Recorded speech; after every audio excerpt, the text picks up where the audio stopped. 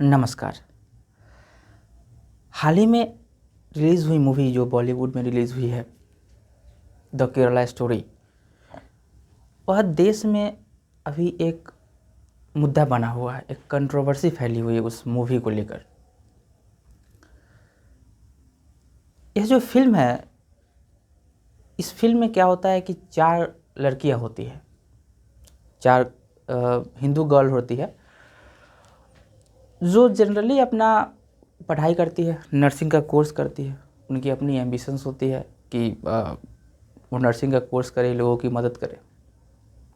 But इसी बीच इस film में दिखाया गया कि उनको फोर्सफुली कन्वर्ट किया जाता है इस्लाम में, और ब्रेन वॉश करके उनकी जो अपनी आस्था होती है, अपनी जो रिलीजन में फेथ होती है, उसके अगेंस्ट जाकर अपने उसके फेथ को बारे में गलत बताकर और उसको फोर्सफुली रिलीजन इस्लाम में कन्वर्ट किया जाता है।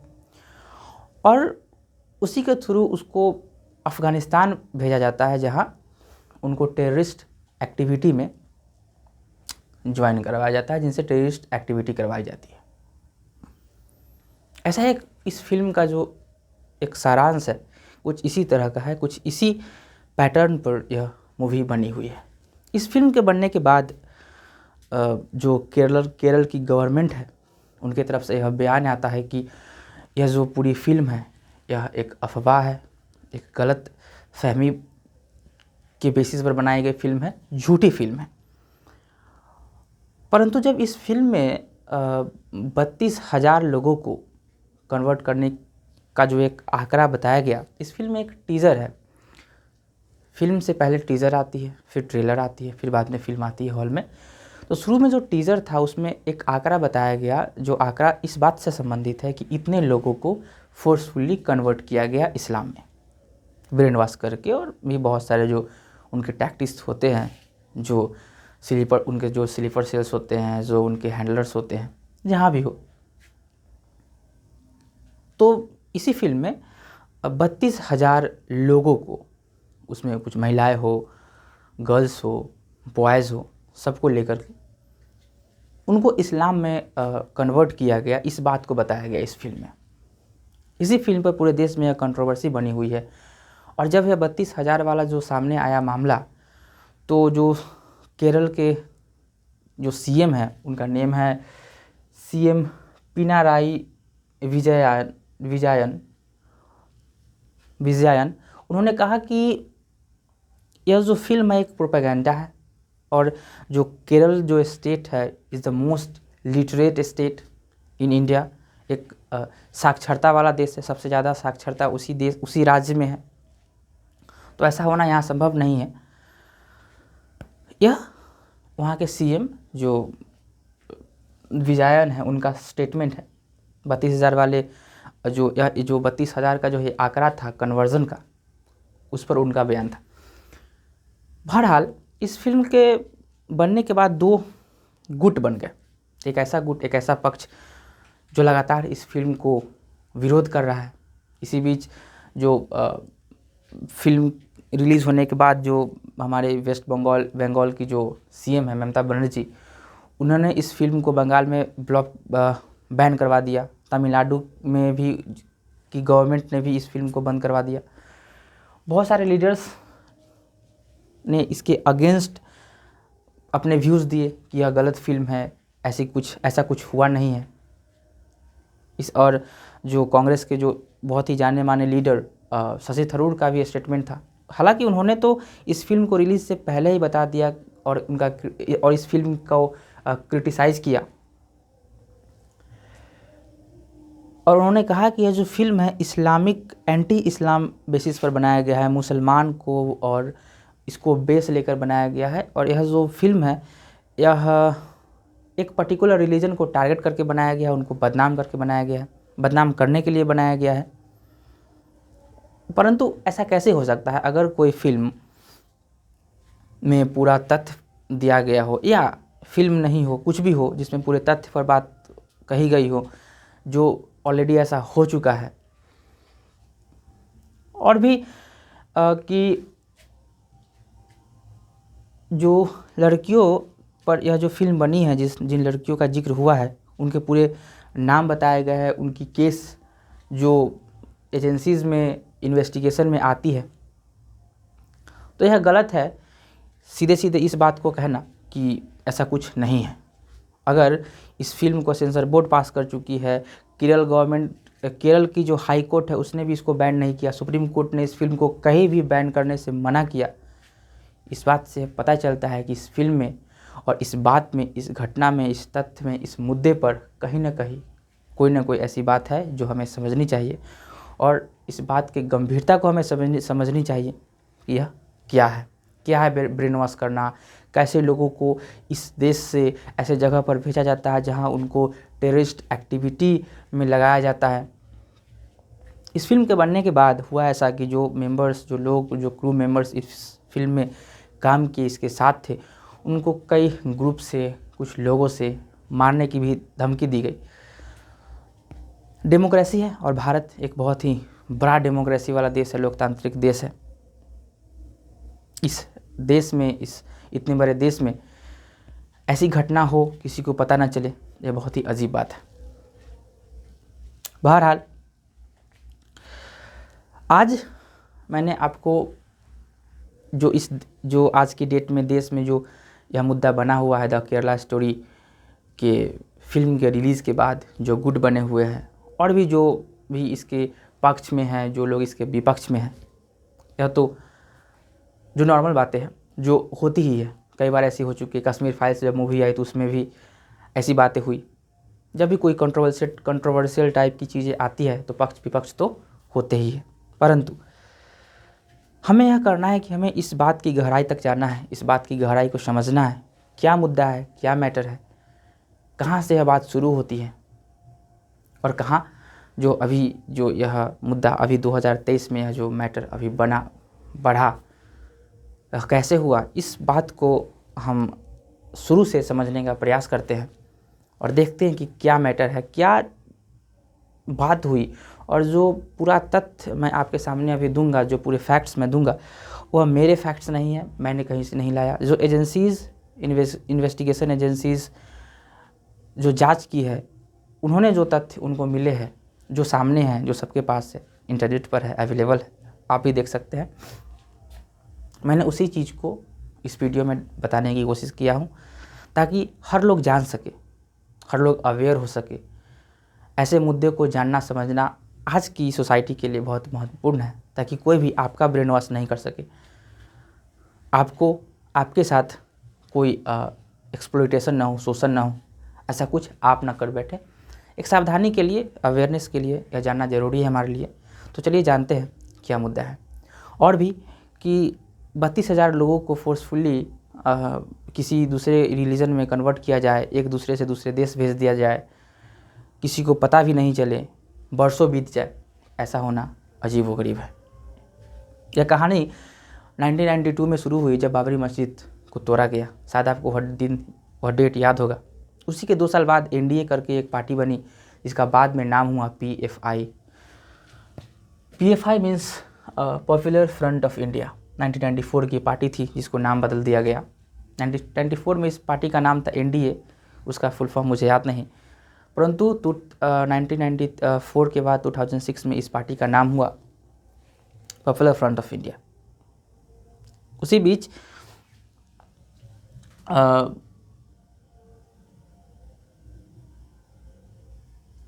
वो जो पार्टी थी, जो पीएफआई थी, पूरे देश में अपनी एक सेपरेट विंग्स बनाने लगी। मीन्स कि कुछ ऐसे एजुकेशनल इंस्टीट्यूशंस जो इस्लाम से संबंधित एजुकेशनल इंस्टीट्यूशंस पीएफआई ने बनाया, बहुत सारे ट्रस्ट्स बनाए, स्कूल्स बनाए। और ऐसा उस पर आरोप था कि वह जो इंस्टीट्यूशन में बनाती है पीएफआई, जो एक पार्टी थी केरल में, वह जो पार्टी थी जो ये सब संस्थाएं बना रही थी, उस पर यह एक आरोप था कि वह यह सारे काम इलीगल कन्वर्जन को करने के लिए करती है, नॉन मुस्लिम को मुस्लिम में, इस्लाम में कन्वर्ट करना, उसको देश से बाहर भेजना, कुछ ऐसे जगह पर भेजना जहाँ टेररिस्ट एक्टिविटीज़ होती है, उस तक भेजने के लिए यह जो पीएफआई है काम करती है। मई 2006 में CPIM की गवर्नमेंट बनी केरल में, जिसके CM बने अच्युतानंदन। ये जो CM थे CPIM के, जो पार्टी के जो CM थे अच्युतानंदन, इनका नज़र ये जो पार्टी थी जो 1994 में बनी थी और उसके बाद 2006 में जब वो अपना नेम चेंज करती है PFI तक, तो ये जो अच्युतानंदन थे उनका नज़र पूरी तरह से इस पार्टी पर था 1994 से, और इसकी एक्टिविटीज़ पर उनका नज़र था। पर जब ये पावर में आया, जब इनके पास पूरी पावर हुई, तब इन्होंने क्या किया, उस एजेंसी पर उस पार्टी पर इन्होंने जांच करवाना शुरू किया। जांच में पता चला इनको यह जो पार्टी है, यह जो PFI है, वो इलीगल कन्वर्जन और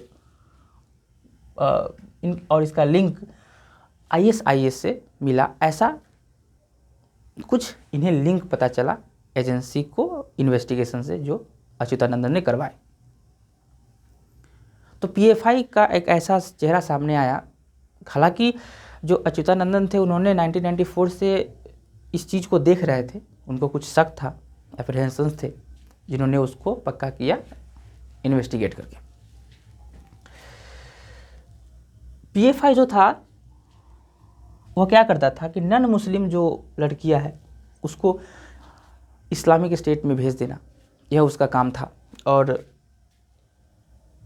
रिलीजन कन्वर्जन करना, इस सब तरह के एक्टिविटीज़ में PFI का नाम, और कुछ जांच में उसका यह चीज़ सामने आया। 2006 में यह बात हुई। इसी के 3 साल बाद कैथोलिक बिशप काउंसिल रिपोर्ट, जो एक क्रिश्चियन की काउंसिल है, उसका एक रिपोर्ट आया 2009 में।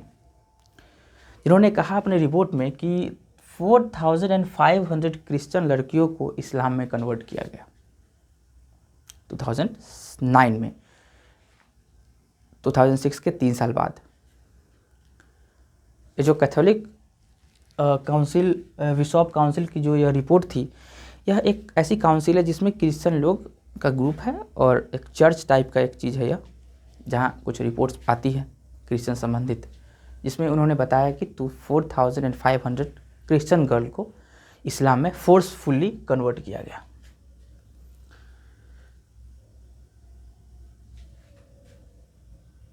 इसी साल 2009 में ही 29 सितंबर 2009 में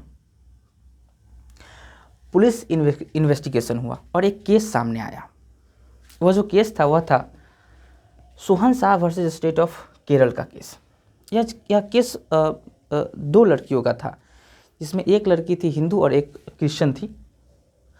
हालांकि इनको कन्वर्ट किया गया, परंतु इनके नाम इस केस में नहीं बताए गए कि वह 2 लड़कियां कौन थी। इसमें जो है सोहन शाह था, सोहन शाह जो व्यक्ति था, वह करता यह था कि वह लड़कियों का ब्रेन वॉश करता था। ब्रेन वॉश करने का जो प्रोसेस है बहुत ही अजीबोगरीब प्रोसेस है, कुछ टैक्टिक्स है जो उनको आता है। जो भी पर्टिकुलर व्यक्ति है, जो लड़की है, कोई भी यूथ हो, उसको उसके रिलीजन के बारे में जो गलत बातें हो, गलत बातें नहीं भी हो तो उसको गलत तरीक़ों से पेश करके उसको अपने फेथ से, अपनी आस्था से हटाना, इस्लाम के बारे में बताना और ऐसी बातें बताना जो सही नहीं भी हो।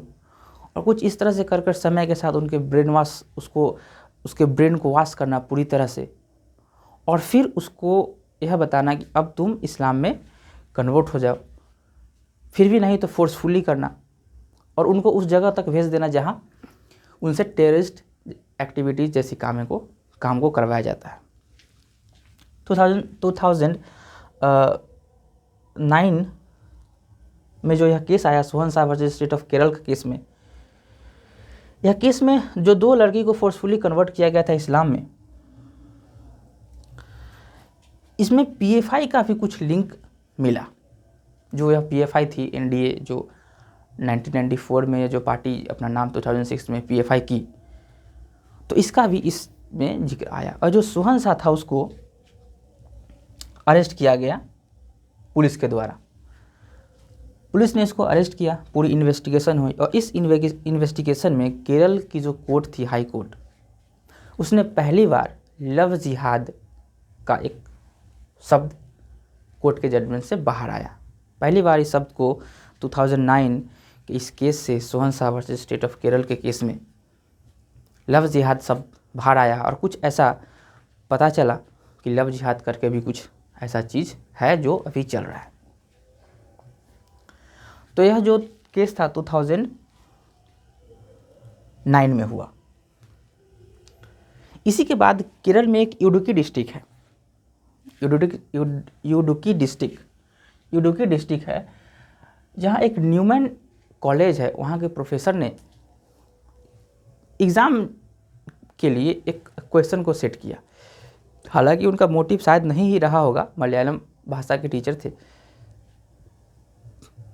हालांकि उनका मोटिव नहीं ही रहा होगा, परंतु उन्होंने कुछ ऐसा क्वेश्चन सेट किया जिससे कुछ लोगों को, कुछ समुदाय को यह लगा यह जो प्रश्न है यह हमारे प्रोफेट मोहम्मद को अपमान करने वाला प्रश्न है,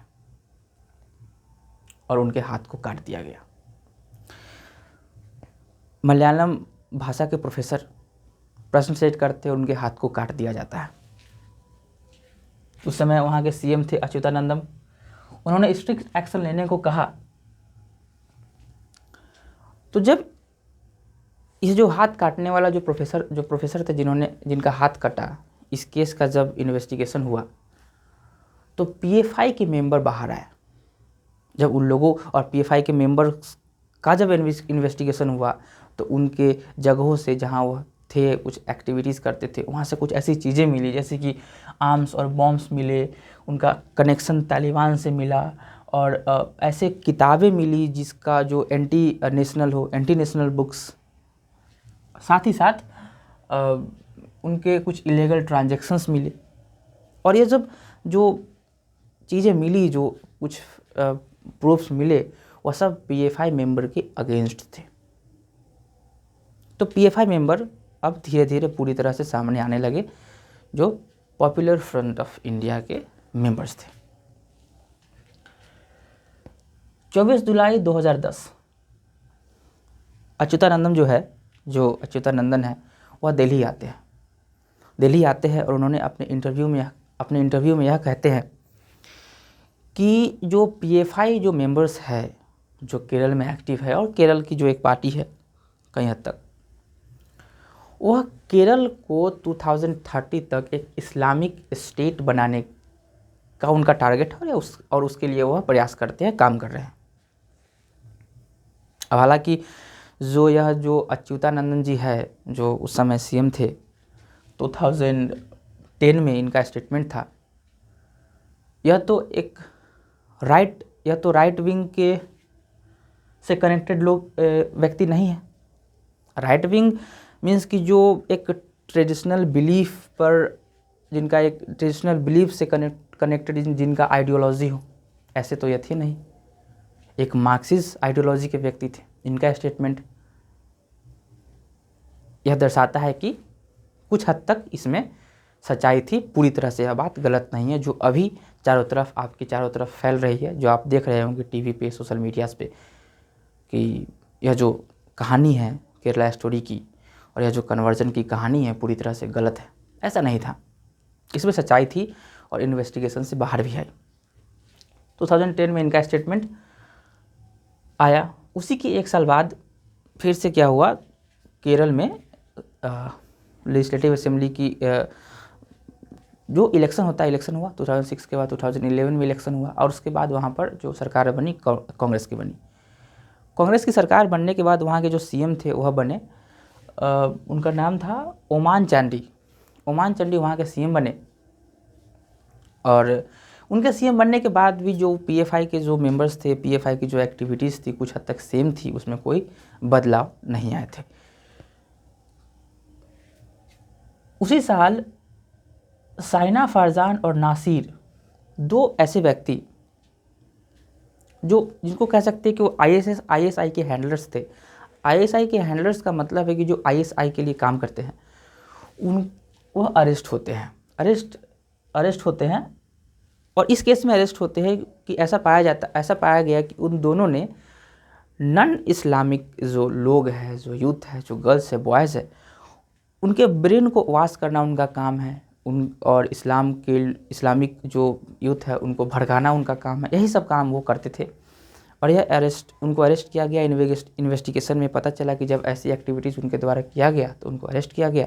और ये जो 2 मेंबर थे, इनका कनेक्शन PFI के उन और अदर विंग्स से है, जो 2006 में PFI और 1994 में जब PFI ने अपना NDA करके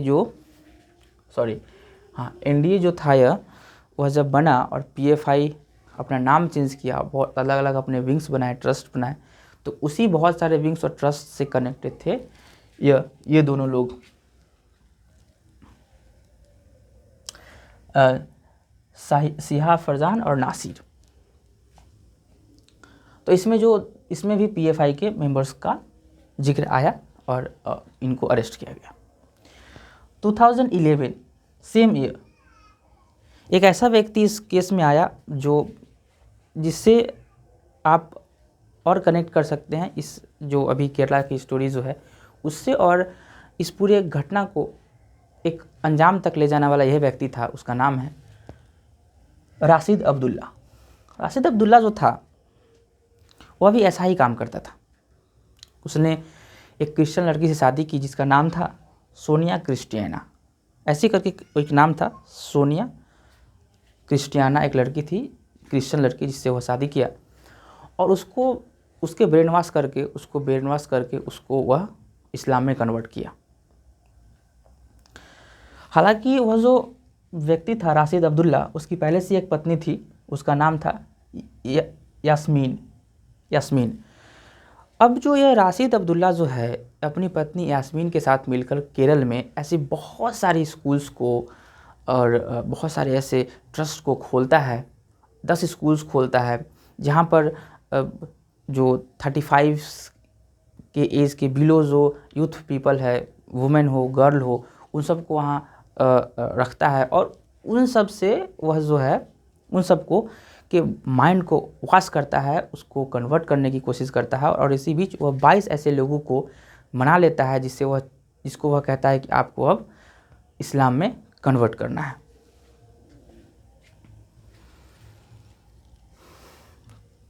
और इसी बीच जो 21-22 लड़कियां होती हैं उसमें से एक तो थी उसकी जिससे वह शादी किया, सोनिया क्रिस्टियाना, और एक और लड़की थी निमिषा, जिस पर केरल स्टोरी की जो फिल्म बनी है, द केरला स्टोरी जो फिल्म बनी है उसमें इस लड़की का भी जिक्र है, निमिषा को वह क्या करता है, ब्रेन वॉश करके उसको एक क्रिश्चियन लड़के से शादी करवाता है। और जो क्रिश्चियन लड़के से शादी करवाता है वह भी इस्लाम में कन्वर्ट हो जाता है। तो उसको यही राशिद अब्दुल्ला और उसकी पत्नी उसको एक क्रिश्चियन लड़के से शादी करवाती है, निमिषा को, क्योंकि वह क्रिश्चियन लड़का भी ऑलरेडी अब इस्लाम में कन्वर्ट हो चुका है। और इस निमिषा का नाम वह कर देता है फातिमा, और जो सोनिया थी उसका नाम कर देता है आयशा। अब उसके नाम भी बदल चुके हैं, सोनिया आयशा बन चुकी है, निमिषा फातिमा बन चुकी है। तो यह जो राशिद अब्दुल्ला है अपने स्कूल से 22 लड़कियों को मना लेता है, जिसमें से 2 होती है उसकी, एक वह जिससे वह शादी करता है, एक जिसको वह शादी करवाता है, निमिषा और आयशा, जिसका ओरिजिनल नेम है सोनिया और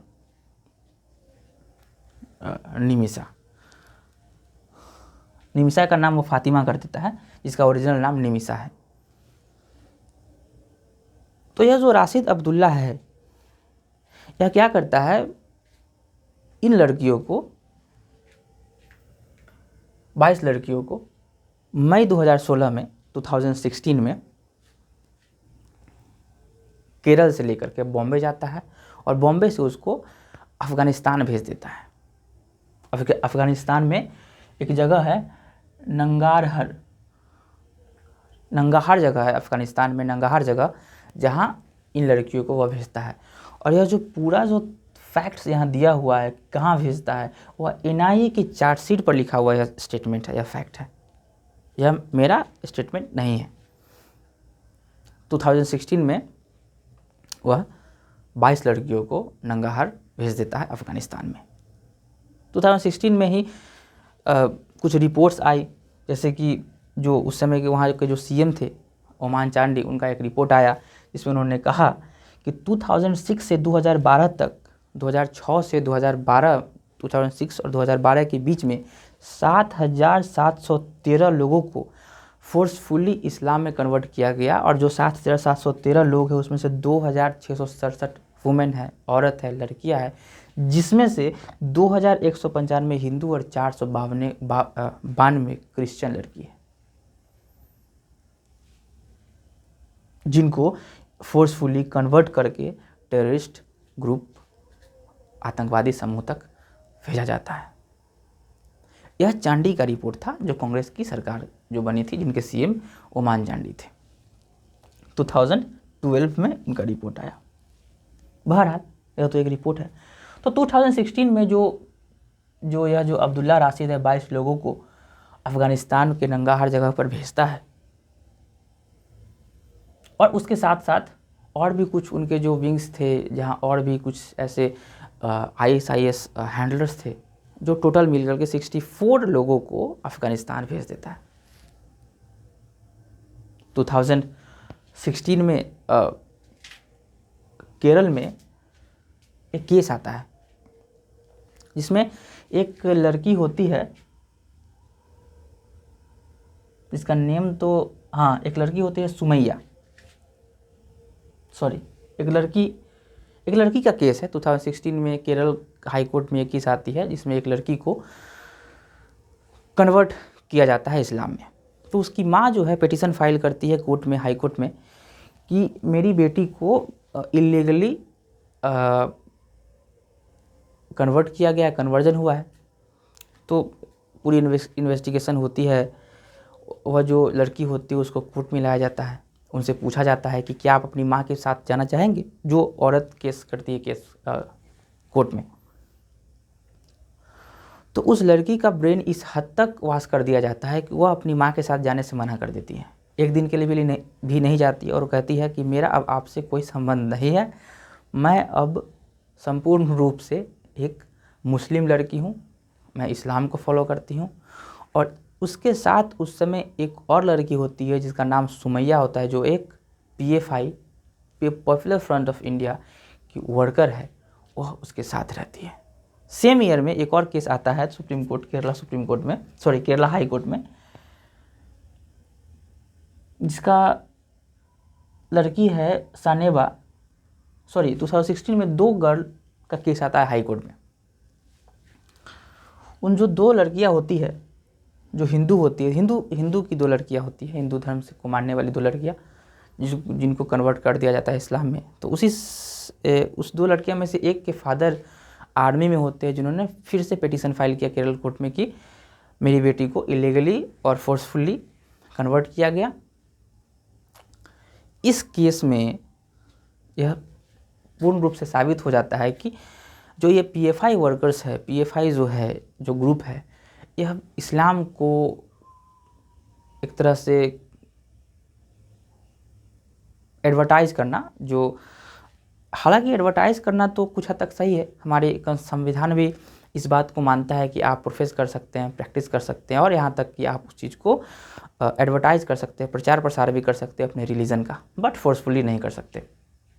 फिर भी यहाँ पर जो आर्मी वाला व्यक्ति होता है वह पिटीशन फाइल करता है केरल हाई कोर्ट में, और उसमें PFI के एक व्यक्ति जिसका नाम होता है सुनेबा लड़की, उस लड़की के साथ होती है जिसको कन्वर्ट किया जाता है। और PFI जो ग्रुप है वह 1 करोड़ रुपए लगा करके इस केस को जीतता है। और वो जो पिता होता है, फादर होता है, जो केस करता है सुप्रीम कोर्ट में अपनी बेटी के लिए, वह बेचारा वह केस हार जाता है, क्योंकि इस केस के लिए जो PFI है वो भारत के सबसे जाने माने वकील कपिल सिब्बल को अपने तरफ से रखते हैं और कोर्ट जीत जाते हैं।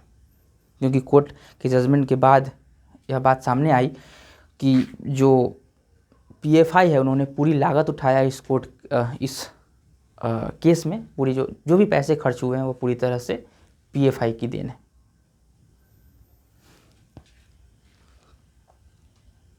2006 में टाइम्स ऑफ इंडिया की 2016 में टाइम्स ऑफ इंडिया की भी एक रिपोर्ट आती है जिसमें बताया गया कि 2000 से ज़्यादा लोगों को फोर्सफुली कन्वर्ट कर दिया गया है पिछले 3 साल में।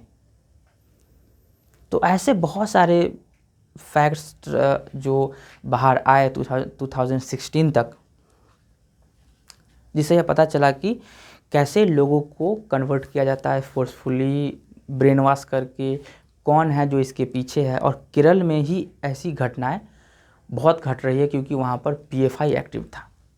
हालांकि पीएफआई के और भी बहुत सारे विंग्स और ट्रस्ट अदर स्टेट्स में भी थे, अदर जगह पर भी थे, परंतु केरल में मोस्ट एक्टिव लोग थे। 3 साल तक जो 2016 में 3 साल तक जो लोग को वह यहाँ से बाहर भेजता है, जो लड़कियों को बाहर भेजता है, अफ़गानिस्तान भेजता है, वो अफ़गानिस्तान में एक जगह से दूसरी जगह तक भटकते रहते हैं, कोई एक ठिकाना उनका होता नहीं है।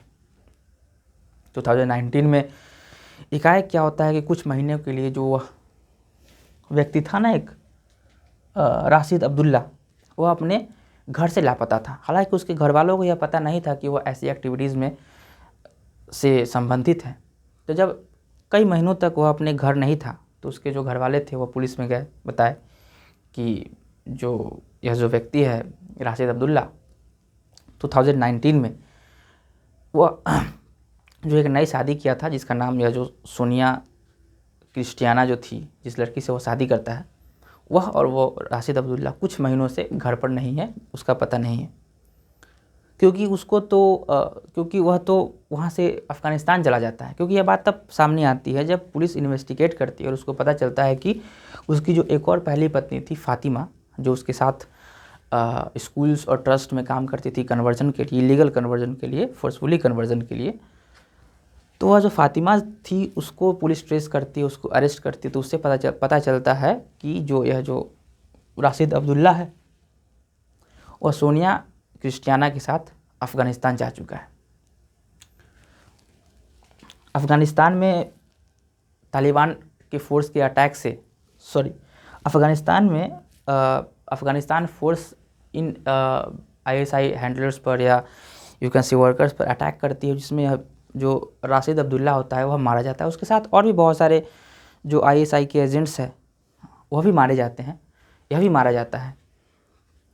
जब यह बात बाहर आती है, भारत में आती है, तो भारत से कुछ एजेंसीज़ अफ़गानिस्तान जाती हैं।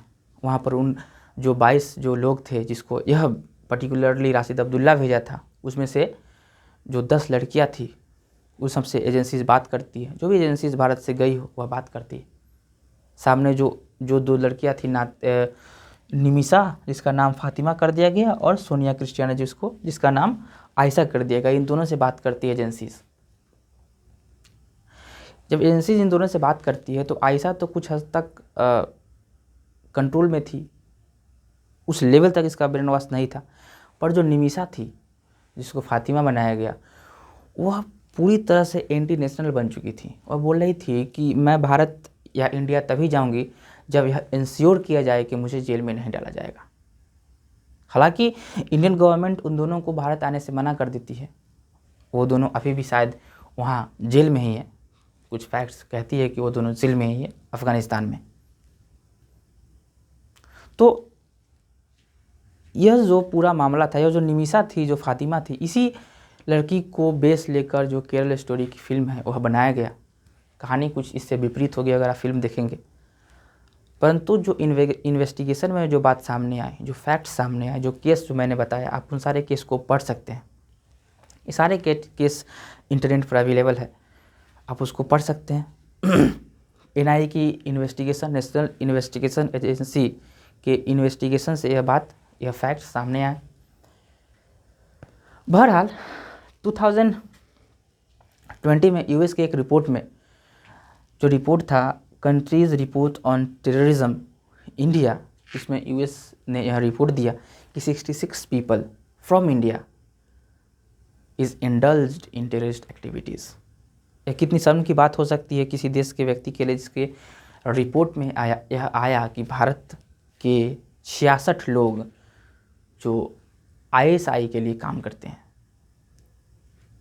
2022 में भी कुछ ऐसे रिपोर्ट्स आए, कुछ ऐसी इन्वेस्टिगेशन से पता चला कि केरल में बहुत सारे ऐसे स्लीपर सेल्स अभी भी एक्टिव है जो वहाँ के यूथ को ब्रेन वॉश करते हैं, उनको कन्वर्ट करते हैं, नहीं कर पाते तो इलीगली करते हैं, फोर्सफुली करते हैं।